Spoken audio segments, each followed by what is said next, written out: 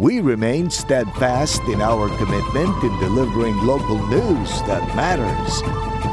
Stories that inspire. Enriching the lives of Filipinos in the Philippines and across the globe. This is your GMA Regional TV.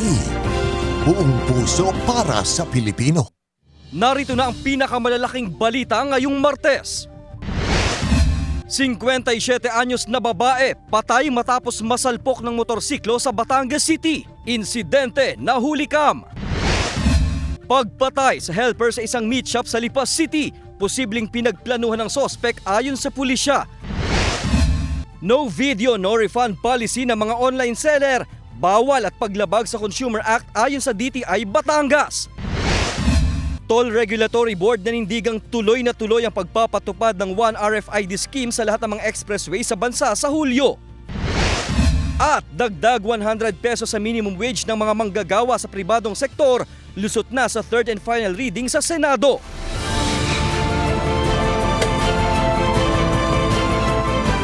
Ito ang GMA Regional TV, Balitang Southern Tagalog.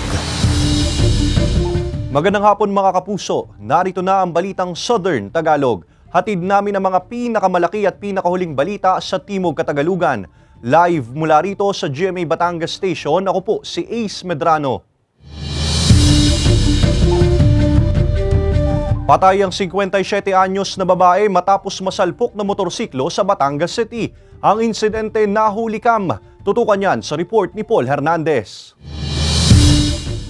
Kita sa CCTV camera ang babaeng ito na nakatayo at tila naghihintay ng pagkakataong makatawid sa kalsada sa Barangay Alangilan, Batangas City. Pasado 5:30 kahapon ng umaga, nakailang hakbang na siya nang biglang masalpok ng motorsiklo. Tumilapon pa ang babae at rider. Base sa investigasyon, mabilis ang takbo ng motorsiklo at hindi na nagawang makapreno. Po, nung pagtawid po niya, bigla pong may dumating na napakabilis na motor at siya po ay nabangga na kung saan ang kanyang kinatapunan o pinagkatalsikan ay almost 10 meters. Napakalayo po. Sa burol, ramdam ang dalamhati ng pamilya. Hindi na sila nagbigay ng pahayag sa harap ng kamera. Pero kwento ng asawa ng biktima, 3:00 ng madaling araw nang umalis ito sa bahay para mamili ng isdang pambenta sana. Pero bangkay na pala siyang makakabalik sa kanilang bahay. Sinisikap ang makuhanan ng panig ng GMA Regional TV Balitang Southern Tagalog ang rider. Pero ayon sa pulisya at pamilya ng nasawi, nagkaareglo na ang mga partido. Humingi naman po ng tawad na hindi talaga sinasadya at ito nga po yung aksidente. Nagawa naman po ng paraan sa pamamagitan po ng settlement na may third party involved na napagawaan po ng notaryo. Nababayaran po lahat ng daños perwisyo. Bili ng mga otoridad sa mga motorista, magdoble ingat sa pagmamaneho. Panatilihin din daw ang speed limit na itinatakda sa mga lugar kung saan nagmamaneho. Kasama si Buhay Adante Jr., Paul Hernandez. Balitang Southern Tagalog. Nahukay ang isang vintage bomb sa ginagawang drainage sa Lipas City. Ang detalye sa report ni Denise Abante. Pasado 10:00 ng gabi nitong Biyernes nang itawag sa Lipas City Police Station ang umunoy vintage bomb na nakuha ng ilang construction workers na gumagawa ng drainage system sa bahagi ng Barangay Latag, Lipas City. Agad itong pinuntahan ng pulisya at ipinagbigay alam na rin sa Provincial Explosive Ordnance Disposal and K9 Unit. Ayon sa otoridad, 155mm na vintage bomb ang nakita sa lugar na tumitimbang na mahigit 44 na kilo. Yung pagpunta namin, ma'am, bali kalahati pa lang kasi yung nakabas. Bali, naghinukay pa namin siya para ma-expose namin ng buo.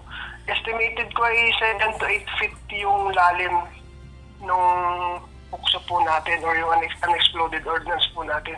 Ayon sa otoridad, posibleng mula pa noong World War II ang vintage bomb na nakita sa lugar. Ito na ang ika-67 bomba na natagpuan sa probinsya ng Batangas mula Enero ng taong kasalukuyan. Nung panahon po kasi noong World War II, maraming mga ordnance na mga binaon na hindi na napasabog. Yung mga ganyan po kasi, ma'am, galing po siya sa isang sasakyan na pinaglalabasan ng projectile. Pwedeng aeroplano, dinarap po siya by airplane, or pwede po siyang dinarap sa tangke.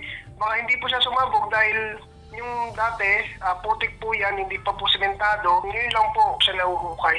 Nasa kustodiya na ito ngayon ng Batangas Provincial Explosive Ordnance Disposal and Canine Unit para sa tamang disposisyon. Paalala naman ng otoridad sa publiko sakaling makakakita o makakahukay ng vintage bomb. Huwag nang hawakan, huwag nang tuktukin para i-check kung ano po yun. And then next, umalis na po sa lugar. Sabihan po natin yung mga kasama natin na lumayo dun sa may lugar kung saan nakita yung item. Then tumawag na po tayo sa pinakamalapit na police station o sa otoridad. Denise Abante, Balitang Southern Tagalog.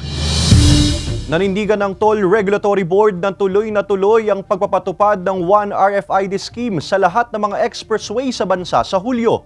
Para sa detalye, makakasama natin live si Paul Hernandez. Paul?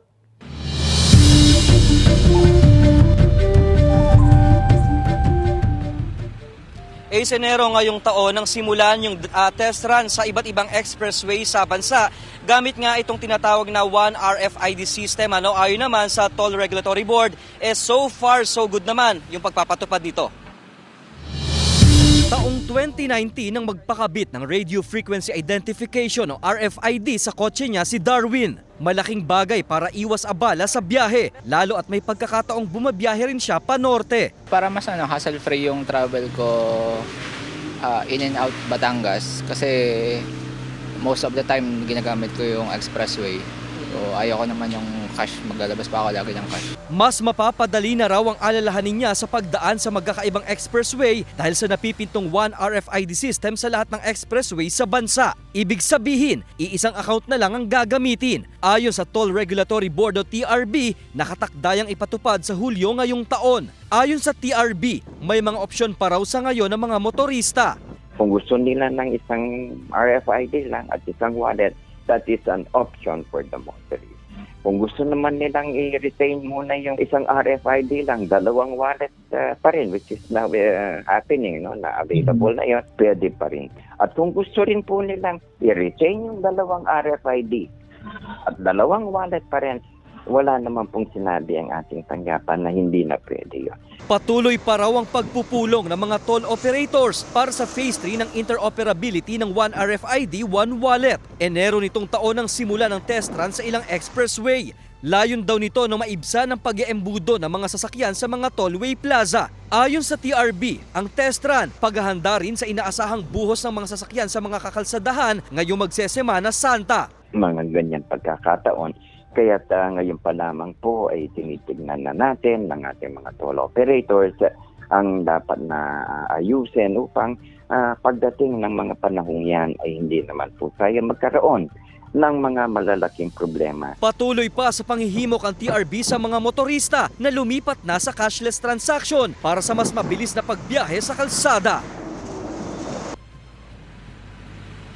5 buwan mula ngayon ang full implementation nitong interoperability project ng Toll Regulatory Board. At mula rito, inaasahan na mas magiging maaluwan na yung pagbiyahe ng mga motorista sa iba't ibang expressway sa bansa. Ace. Maraming salamat, Paul Hernandez.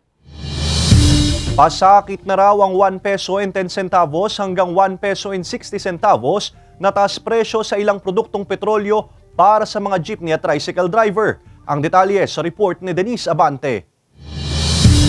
Panibagong pasakit na naman daw para sa ilang mga motorista ang ipinatupad na oil price hike ngayong araw, February 20. Sa ngayon kasi, nasa 70 to 70 pesos ang kada litro ng gasolina habang naglalaro sa 63 to 65 pesos naman ang diesel sa ilang mga gasoline station. Bagay na ikinababahala na raw ng tricycle driver na si Jerry kapag patuloy pa ang pagtaas ng produktong petrolyo. Kababa na kami singil sa pamamasada namin Tapos itataas pang presyo ng gasolina, paano gagawin namin yan? Gusto naman namin magtaas ng sa pasahe, kawawa naman yung mga pasahero. Kami nga ang tunay na kuwan, nagtitiis na nga lang kasi nga yun ang kanila, wala kami magagawa kung itaas mo nila. Nauna nang sinabi ng Department of Energy na dahilan pa rin sa nangyayaring tensyon sa Red Sea at ang pagtaas ng demand ng langis sa Estados Unidos at iba pang bansa ang pagtaas sa presyo ng produktong petrolyo. Mas malayo yung pinabiyahe ng ating mga petroleum vessel. So mas mataas po ang freight cost at the same time yung insurance because of the risk. Yung mga nakaraang mga linggo na sinabi ng OPEC Plus member countries na magkakaroon sila ng output cap na aabot sa 2.2 million barrels per day hanggang first quarter of 2024. Wala na raw magawa ang ilang tricycle at jeepney drivers gaya ni Rodel at Francis sa patuloy na pagtaas nito. Kahit naman tayo dumain ngayon, wala rin naman mangyayari. Laging mababawasan. Mga baon ng mga bata, pagkain ng pamilya. Yan ang kabubuhay sa pamilya pagmamaniho. Binabudget lang po. Kailangan inaagahan ng biyahe para kumita kahit papaano. Sana naman po iwag ng itaas. Ibaba naman para kahit paano kumita. Ayon sa DOE, wala pa silang nakikitang posibleng pagbaba sa presyo ng langis base na rin sa mga problemang kinahaharap ng merkado. Yung mga bagay na nabanggit natin na kadahilanan, nandyan yan, hindi pa nasusolusyonan, di ba? So, depende lang talaga kung ano yung mas pinaigting na kadahilanan, kung magre-react talaga ang merkado. Kasama si J.R. Manjares, Denise Abante, Balitang Southern Tagalog. Bawal at paglabag sa Consumer Act ang no video, no refund policy ng mga online seller ayon sa DTI Batangas. Hinihimok din ng ahensya mga buyer na magsumbong sa kanila kung may mga seller na hindi nagpapalit ng depektibong produkto. Naritong report ni Paul Hernandez. Ang mga produktong hindi raw nakikita sa physical store, tsak, meron sa online store. Kaya nga sa maraming pagkakataon, online shopping ang ending ng 28 anyos na si Rochelle. Sobrang hassle-free siya, convenient sa akin as nag-work ako Monday to Saturday. Lalo na kapag mga seasonal, hindi ko na kailangan pumuntang mall, makipagsiksikan to buy. Aminadong may pagkakataong may ilang sira ang nakukuha, kaya pinipicturean daw niya ang dumarating na parcel sa kanya bilang pruweba kung may reklamo man siya sa online seller. To inform them lang na medyo may damage o kaya wrong item yung nasasend sa akin. Hindi nga lang siya na minsan na-acknowledge. Kasi siguro sobrang dami ng nabili. Pero kalat ngayon ang umano'y no video, no refund policy ng ilang online seller. Sabi ng Department of Trade and Industry o DTI, bawal yan at hindi rin kinikilala ang pulisiyang yan. Paglabag daw ito sa RA 7394 o Consumer Act of the Philippines. Hindi mandatory ang video sa pagpo-prove na defective ang product. They cannot refuse the return for this defective products. Tingin ng ahensya, silang mga online seller lang ang bumuo ng ganitong klaseng pulisiya. May karapatan daw ang buyer na ibalik ang item kung depektibo o sira at hindi na raw kailangan pa ng unboxing video. Babala ng DTI, may multang naghihintay para sa mga pasaway na online seller. They can be fined from 500 pesos to 10,000. And they can also, meron pa rin silang imprisonment na 5 months to 1 year. Hinihikayat ng ahensya ang publiko na ilapit sa kanila kung may nalalamang ganitong klaseng polisiya. Sa ngayon ay wala pa raw report o ulat sa DTI Batangas ng reklamo tungkol sa no video, no refund policy ng isang online seller. Kasama si Buhay Adante Jr., Paul Hernandez. Balitang Southern Tagalog. Susunod. Pagpatay sa 22 anyos na helper sa isang meat shop sa Lipa City, posibleng pinagplanuhan ng sospek ayon sa pulisya. At dagdag 100 piso sa minimum wage ng mga manggagawa sa pribadong sektor, lusot na sa third and final reading ng Senado. Tutukan lahat ng yan sa pagbabalik ng Balitang Southern Tagalog. Ito ang GMA Regional TV. Balitang Southern Tagalog.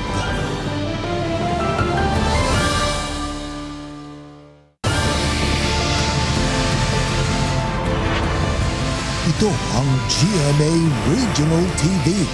Balitang Southern Tagalog. Natagpuan ng ilang baril at mga pampasabog sa isang tubuhan sa Balayan, Batangas. Ang detalye sa report ni Denise Abante. Mag-aalas 11 ng umaga kahapon nang i-report umano ng ilang magtutubo sa otoridad ang nakitang isang mataas na kalibre ng baril, ilang magazine at mga bala ng baril sa isang bahagi ng tubuhan sa Barangay Malalay, Balayan, Batangas. Ang kaparehong lugar kung saan naganap ang engkwentro noong December 17 noong nakaraang taon sa pagitan ng mga militar at umano'y mga miyembro ng rebeldeng grupo.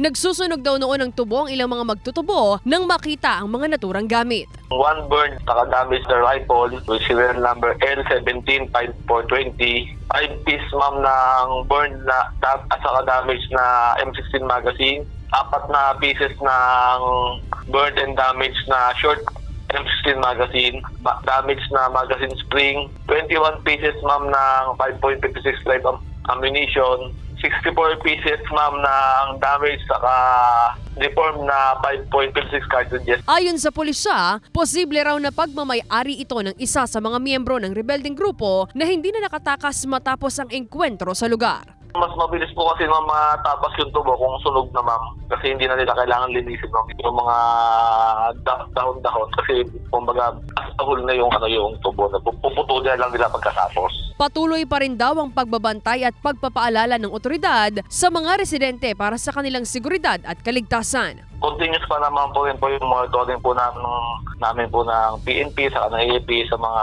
possible po ng mga personalities na nag-stay po sa lugar. Sa ngayon, nasa kustodiya na ng Batangas Provincial Forensic Unit ang mga na-recover na kagamitan para sa tamang disposisyon. Denise Abante, Balitang Southern, Tagalog. Kanya-kanyang diskarte na ang ilang manggagawang Batanggenyo mapagkasya lang ang mga iniuuwing sweldo. Samantala, lusot na sa third and final reading ng Senado ang dagdag 100 piso sa minimum wage ng mga manggagawa sa pribadong sektor. Alamin yan sa report ni Paul Hernandez. Double time at double job si Nelson para lang aniya makasabay sa patuloy na pagtaas ng mga gastusin. Ang kita niya raw sa pagka-car wash boy, hindi pa raw sapat, kaya sideline niya ang pagtitinda ng mga pagkain.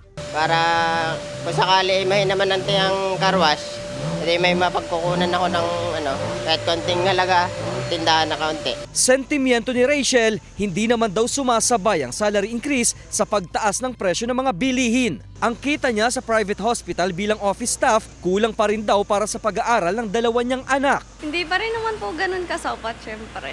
Kasi tataas yung bilihin, then yung sahod naman po natin hindi ganun kalaki ang ini-increase. Matagal din po.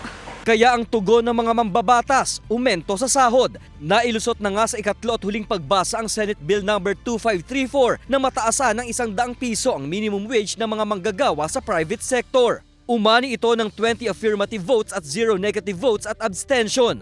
Naghayag ng panig ang ilang business owners na hindi ito kakayanin. Maapektuhan din daw nito ang small medium enterprises o SMEs. Para naman sa labor group na buklura ng manggagawang Pilipino sa Southern Tagalog, maliit lang ang 100 peso wage hike. Okay yan, kaya lang kulang. Kasi ang dapat sahod ng isang manggagawa ay living wage. Nasa constitution naman natin sa Article 13, Section 3 living wage. Bagamat nailusot na sa Senado, kailangan pa itong dumaan sa Kamara para gawa ng sarili nilang bersyon.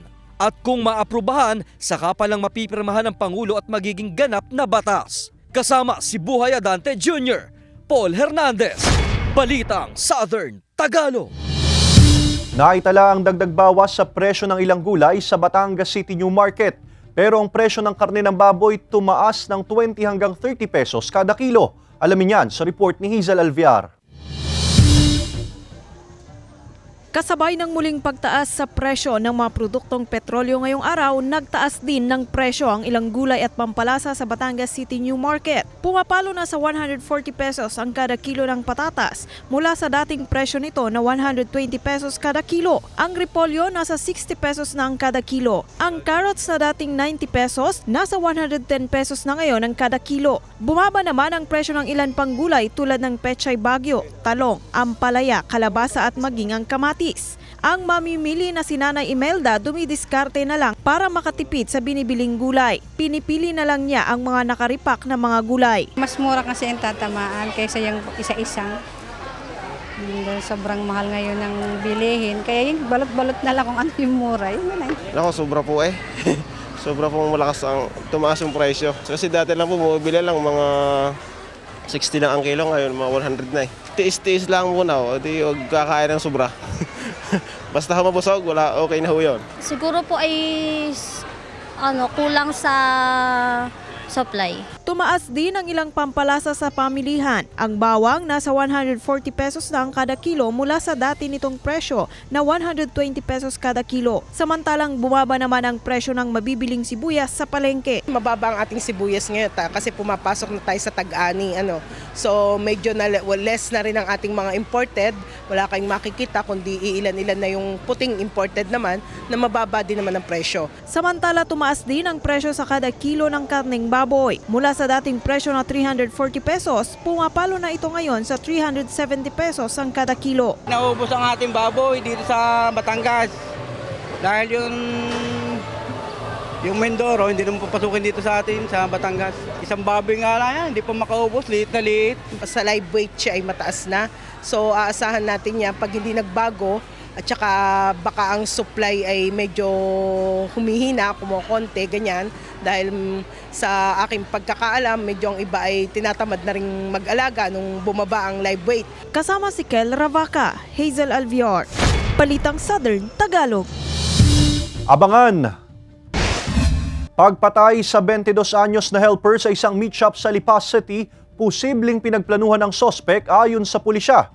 Tutukan yan sa pagbabalik ng Balitang Southern Tagalog. Ito ang GMA Regional TV. Balitang Southern Tagalog.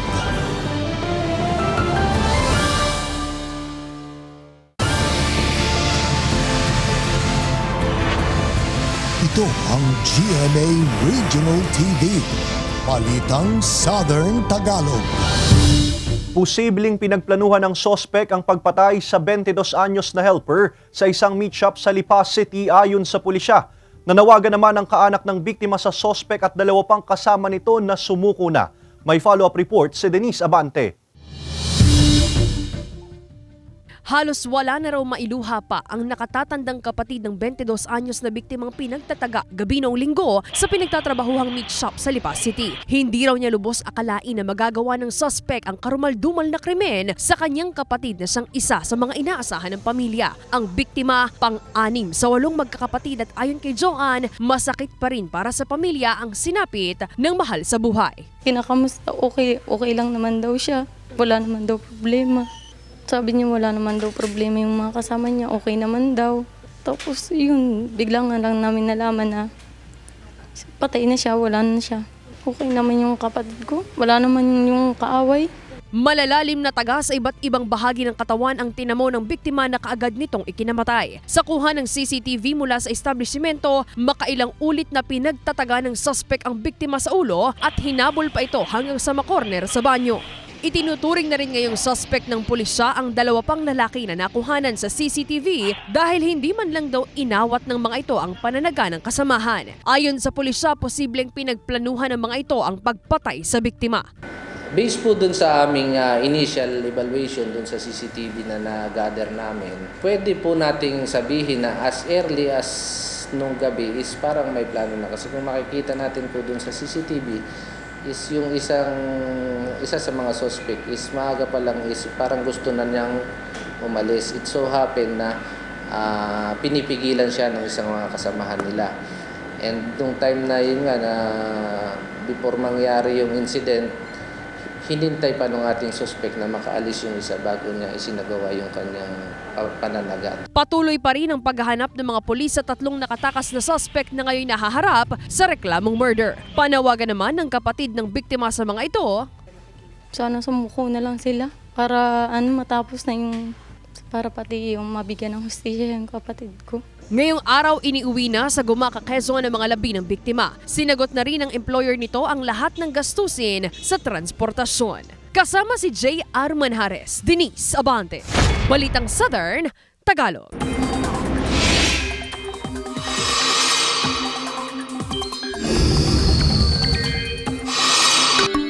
Nakaapekto ang easterly sa malaking bahagi ng bansa. Posible namang lumakas ang hanging amihan sa mga susunod na araw. Narito ang report. Mga kapuso, isa ka rin ba sa mga init na? Ayon sa Pag-asa, halos hindi nakasiramdam ang hanging amihan. Pero di ibig sabihin ito ay tapos na ang amihan season. Posible rin daw itong lumakas sa mga susunod pang araw. Sa ngayon, easterlies ang nakakaapekto sa malaking bahagi ng bansa. Pero maging handa pa rin sa mga pag-ulan. Walang inaasahang pag-ulan sa buong Calabarzon at Mimaropa region, maliban sa Oriental Mindoro na uulanin mamayang gabi. Mababa rin ang tsansa ng ulan sa natitira pang bahagi ng Luzon at Visayas. Pero may pag-ulan sa Mindanao kaya ihanda po lagi ang inyong mga payong. Ace Medrano, Balitang Southern Tagalog. Nananatili sa mahigit 14,000 tons ng sulfur dioxide ang ibinuga ng Bulkang Taal base sa pinakahuling datos na inilabas ng PHIVOLCS. Sa barangay Halang sa Lipa City, tanaw na tanaw ang Bulkang Taal. Halos walang maaninag na usok na nagmumula sa bunganga ng bulkan. Sa kuha ng isang netizen mula Tanawan City, Batangas, kitang-kita rin ang itsura ng bulkan. Ayon sa PHIVOLCS, walang namataang volcanic smog sa palibot nito. Ganon din sa mga bayang nakapalibot sa bulkan. Pero sa kabila niyan, pinag-iingat pa rin ng ahensya ang publiko. Nasa alert level 1 pa rin ang Bulkang Taal, kaya mahigpit pa rin ipinagbabawal ang pagpasok sa Taal Volcano Island, lalo na sa main crater nito at sa Daang Castilla Fissures, maging ang paglipad ng anumang aircraft sa tuktok ng bulkan. Sa ilalim ng alert level 1, posible rin ang biglaang pagputok ng steam o phreatic explosions, volcanic earthquakes at maninipis na ashfall. Nakakolekta sa isinagawang coastal cleanup drive ang mahigit 80 sako ng mga basura sa Nasugbu at Batangas City. Narito ang report ni Denise Abante. Bilang bahagi ng ika-41 pre-anniversary celebration ng Coast Guard District at Marine Environmental Protection Force sa Southern Tagalog, isang malawakang coastal cleanup drive ang isinagawa ng nasa mahigit 20 Coast Guard personnel, auxiliary at mga residente sa Barangay Wawa, Batangas City. Layon ng aktibidad na mas mapalawig umano ang kaalaman ng mga residente sa tamang pangangalaga sa kalikasan, lalo na ang dalampasigan. Aabot sa 40 sako ng iba't ibang uri ng mga basura ang nakolekta ng mga volunteers na siyang inipon at inilagay sa tamang basurahan. 41 sako rin ng mga basura ang nakolekta ng ilang resort owners, barangay workers, maritime, MDRRMO at Menro sa dalampasigang sakop ng Barangay Bukana at Wawa sa Nasugbu, Batangas. Inaasahan naman na sa isinagawang paglilinis ay mapapanatili ang kagandahan at kaayusan ng dalampasigan. Denise Abante, Balitang Southern Tagalog. Kinaliwa ng netizens ang pag-angkas ni Dennis Trillo sa motorsiklo ni Love Die Repeat star Jeneline Mercado. Samantala, good vibes ang hatid sa fans ng TikTok dance video ng Asawa ng Asawa Ko cast. Narito ang report ni Hazel Alviar.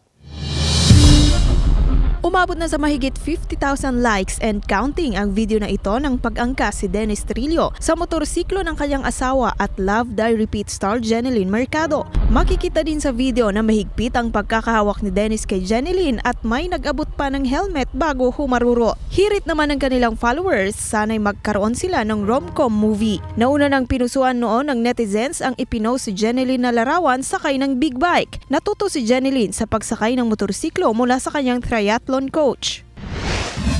Break naman muna sa pag-arte ang cast ng Asawa ng Asawa Ko dahil ang dalawang asawa ni River Cruz sa serye na sina Lizelle Lopez at Jasmine Curtis Smith game na naghatid ng good vibes sa kanilang fans sa isang TikTok dance. Hindi syempre kompleto kapag wala ang mga kalasag na pinangungunahan ni Joem Bascon.